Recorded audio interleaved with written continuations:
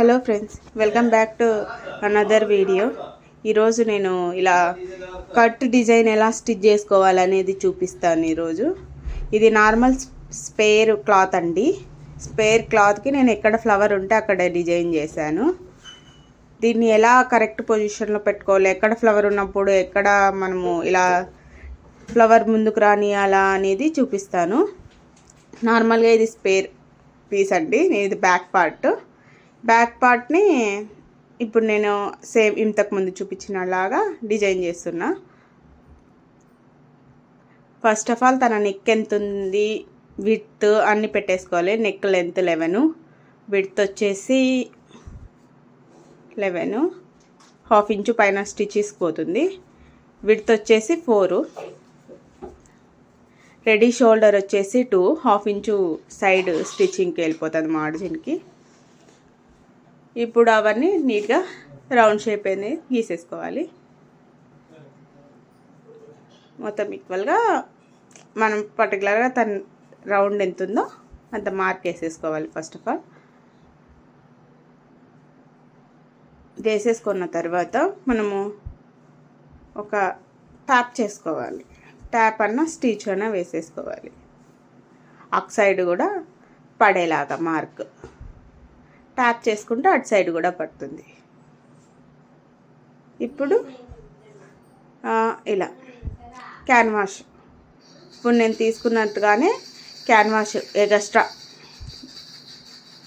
11.5 కదా, కొంచెం 1 inch extra తీసేసుకొని అటు సైడ్ విడ్త్కి దీనికి ఇలా ఇక్కడ 8 ఇంత 9.5 10 తీసుకోవాలి.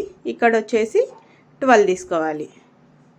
కరెక్ట్ తీసుకున్నా చూడండి క్యాన్వాస్ని. ఇప్పుడు ఏం లేదు, ఇది నార్మల్గా కర్వ్ షేప్లో పెట్టేసుకొని ఇలా మొత్తం కర్వ్ షేప్లో పెట్టేసుకొని కార్నర్లో అలా మూల మాత్రం ఉండకపోకుండా పెట్టేసుకొని ఫస్ట్ దీన్ని ఐరన్ చేసేసుకోవాలి. ఐరన్ చేసుకున్న తర్వాత మొత్తం ఇలా స్టిచ్ చేసేసుకోవాలి.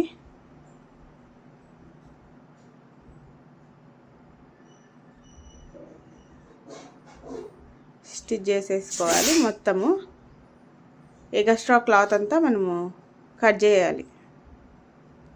మొత్తం కార్నర్లో కూడా ఎక్కువ క్లాత్ ఉన్నకూడదు. మొత్తం అంతా ఇలా చూపిస్తున్నట్టుగా కటింగ్ చేసేసుకోవాలి.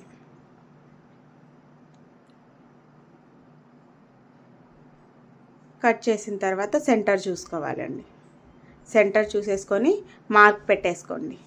సెంటర్ అంతా మార్క్ పెట్టేసిన తర్వాత ఇప్పుడు బ్యాక్ పార్ట్కి ఎక్కడ పెట్టాలి అనేది చూపిస్తా.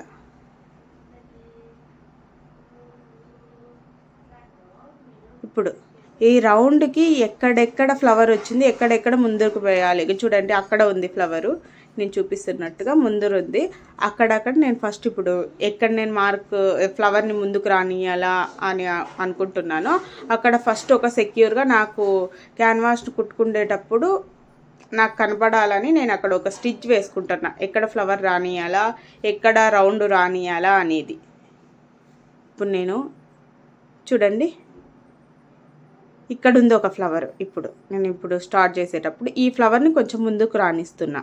ఆ ఫ్లవర్ని ఇప్పుడు నేను ఒక స్టిచ్ చేసుకుంటా. ఒక స్టిచ్ చేసేసుకొని మరి ఇది చూడండి, ఇప్పుడు ఇక్కడ పెద్ద ఫ్లవర్ ఉంది, ఇదేం రానియను, షేప్ అవుట్ అయిపోతుంది. నేను ఇది కనుక రానిచ్చానంటే అట్లా నార్మల్ రౌండ్ మాత్రమే తిప్పేసుకున్నా. ఇక్కడ ఇక చూడండి, ఇంకొక ఫ్లవర్ ఉంది, ఇది రాణిస్తాను. నేను ఇది రాణిస్తాను. ఈడ ఫ్లవరు సేమ్ నీట్గా పూసలు అన్నీ విరిగిపోకుండా నీట్గా పెట్టేసుకోవాలా. 1 సైడ్ ఫీట్తోనే స్టిచ్ చేస్తున్నాను నేను ఇదంతా. చూడు, అక్కడ ఫ్లవర్ ఉంది, నేను అక్కడ కూడా ఆ ఫ్లవర్ కూడా రాణిస్తున్నా. చూడండి సేమ్ దాని గైడెన్స్గా మనం ఒక స్టిచ్ చేసేసుకోవాలి. క్యాన్వాస్ కుట్టేటప్పుడు కనపడదు కదా మనం రివర్స్ పెట్టుకున్నప్పుడు. ఇప్పుడు ఇక్కడ నుంచి ఇక్కడికి స్ట్రైట్ రానిచ్చేస్తున్నా. స్ట్రైట్ వచ్చేస్తే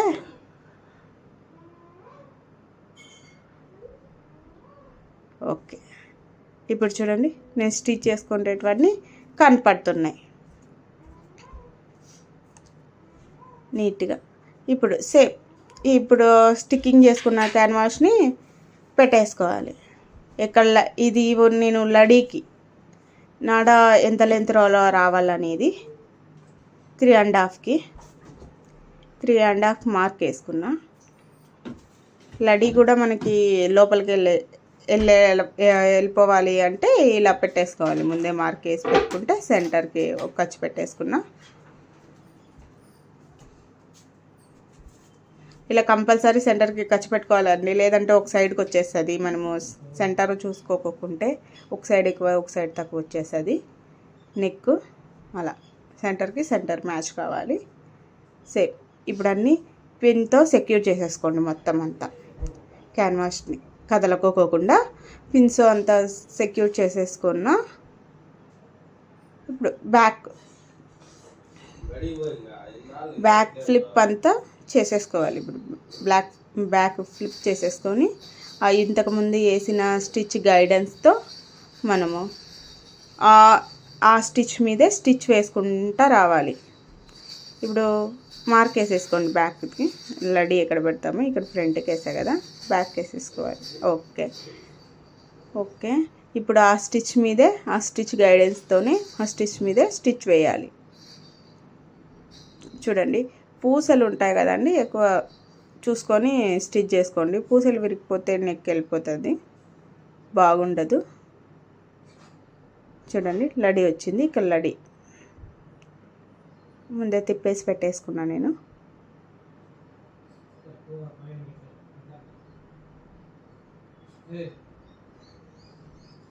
నీట్గా సెక్యూర్ చేసేసుకోండి అక్కడ లడీని. ఓకే. పూసలు ఉంటాయి కాబట్టి కొంచెం సైడ్ని ఫీట్ని ఎత్తుతా స్టిచ్ చేసుకోవాలి. అప్పుడే వర్క్వి అవన్నీ కూడా మీకు ఈ పూసలు విరిగిపోకుండా వస్తాయి. ఫీట్ని అలానే పెట్టేది కాదు, కొన్నిసార్లు ఇట్లా మనము ఫీట్ని ఎత్తుతా కూడా స్టిచ్ చేయాలి. సూది విరగదు, ఫ్రిల్ అనేది కూడా రాదు మనం స్టిచ్ చేసేటప్పుడు జరక్క. ఆ పూసలన్నీ అడ్డం పడతాయి కదా. సేమ్ ఇప్పుడు ఇలానే ఆ స్టిచ్ గైడెన్స్తోనే స్టిచ్ చేసుకుంటూ వచ్చాం. మళ్ళీ లడీ వచ్చింది. లడీ చూడండి సేమ్ నేను అక్కడ గైడెన్స్తోనే కుట్ట ఇలా షేప్ వచ్చింది. ఇప్పుడంతా 0.25 అంతా మార్జిన్కి వదిలేసి మొత్తం అంతా ఏ షేప్లో ఉంటే ఆ షేప్లో కటింగ్ చేసేసుకోండి. కటింగ్ చేసుకున్న తర్వాత ఇప్పుడు కట్స్ పెట్టుకోండి. మొత్తం అంతా ఎక్కడే కానీ ఉన్నీకండి, కట్స్ ఎక్కువ పెట్టుకోండి. దీనికి కట్స్ అన్నీ కార్నర్కి రౌండ్కి మొత్తం అంతా కట్స్ అన్నీ పెట్టేసుకున్న తర్వాత ఇప్పుడు నీట్గా చూద్దాం.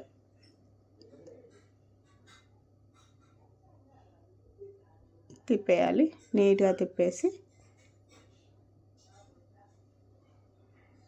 ఓకే చూడండి కరెక్ట్గా ఫ్లవరు మొత్తం నీట్గా అదే డిజైనే అలా వచ్చిందేమో అన్నట్టుగా కనపడిస్తుంది మనకి. ఇలా డిజైనర్ బ్లౌజ్లా మనము సెట్ చేసుకోవచ్చు. వేసుకుంటే చాలా బాగుంటుందండి ఇది. ఇప్పుడు సేమ్ దీన్ని మనం ఐరన్ చేయాలి. ఐరన్ చేస్తే చూడండి బ్యాక్ కూడా ఇలా వచ్చింది. ఇప్పుడు కింద కూడా మనం స్టిచ్ చేసుకున్న తర్వాత ఐరన్ చేద్దాం. కింద కూడా మనము ఫస్టే టాకాలన్నీ పెట్టేసుకోవాలండి. నేను 475కి టాకా పెట్టేస్తున్నా తన లెంత్కి. 0.75 అంత టాకాకు వదులుకున్నాను కాబట్టి 0.75 అంతే నేను టాకాకు వదిలేస్తున్నా.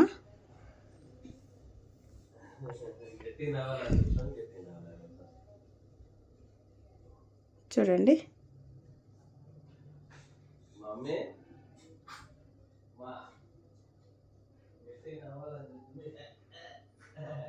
టాకా వేసేసి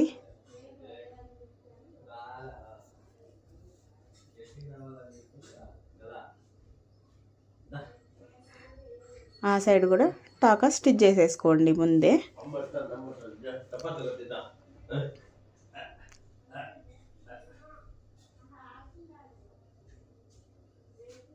ఇలా స్టిచ్ చేసుకున్న తర్వాత ఇప్పుడు కింద ఉంటుంది కదా, కింద ఫ్లవర్ని ఎలా డిజైన్ చేసుకోవాలి, మనం ఎక్కడెక్కడ అనేది ఫస్ట్ చూసుకుందాం. మార్జిన్కి నేను 2 ఇంచెస్ వదిలాను, ఇక్కడ 2 ఇంచెస్ వదిలాను, మొత్తం బోత్ ఆర్ సైడ్ 2. ఇప్పుడు ఇక్కడ చూడండి, ఎక్కడ నేను ఫ్లవర్ ఉన్నియాలా ఎక్కడ వద్దో అనేది చూపిస్తాను. ఇప్పుడు ఫస్ట్ ఫ్లవర్స్ ఎక్కడెక్కడ ఉన్నాయో అక్కడికి సెక్యూర్గా నేను ఒక స్టిచ్ చేసుకుంటున్నాను.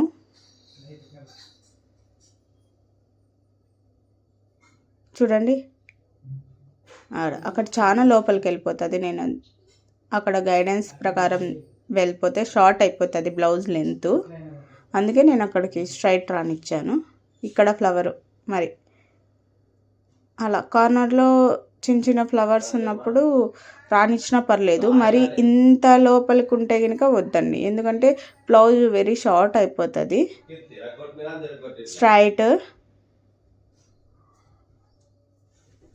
స్ట్రైట్గా రాని ఇలా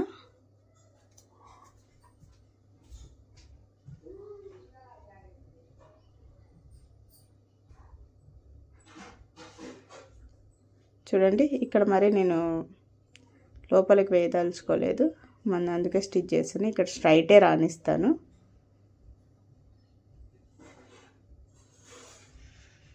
ఇప్పుడు సేమ్ వీటికి కూడా అలానే అంత పైకి రాని తలుచుకోలేదు, స్ట్రైట్గా రానిస్తున్నాను. మరీ షార్ట్ అయిపోతుంది, అక్కడ 1.5 ఇంచ్ పైన ఉంది. ఇప్పుడు మనము క్యాన్వాస్ని రెడీ చేసి పెట్టుకోవాలండి. క్యాన్వాస్ని రెడీ చేసి పెట్టుకోవాలి. ఈ షేప్ ఎట్లుంటే అలా మొత్తం అంతా మనము నీట్గా స్టిచ్ చేసి ఉన్న తర్వాత చూడండి బ్యాక్ ఎలా ఉందనేది.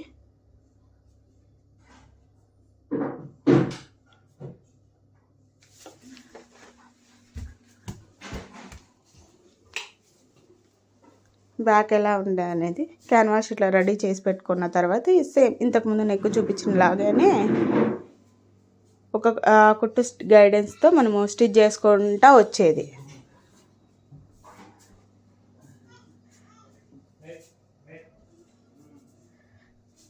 సేమ్ అది ఎలా ఉంటే అలా సేమ్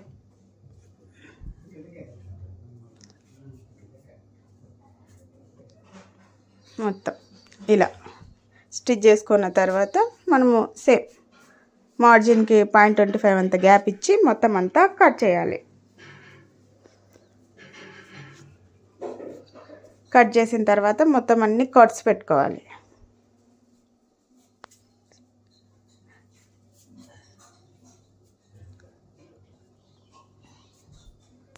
కట్స్ పెట్టుకున్న తర్వాత మొత్తం ఎక్కడే కానీ ఉండకుండా మొత్తం అన్ని కట్స్ పెట్టుకో. ఇప్పుడు చూడండి ఇలా తిప్పేసుకోవాలి.